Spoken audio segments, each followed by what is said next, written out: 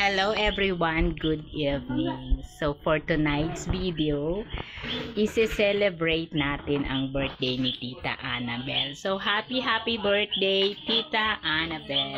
Yan. Si Ate Noni ang nag-design niyan and ang nag-decorate ay si Meses. Ako naman yung nagluto. Meron kaming carbonara and puto at kutsenta. And then yung dessert ay gelatin. So, yan yung aming handa para sa birthday ni Tita Annabelle.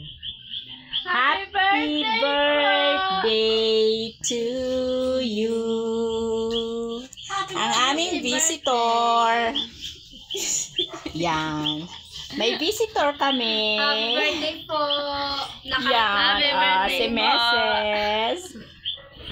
So, let's eat na para hindi na masyadong lumamig.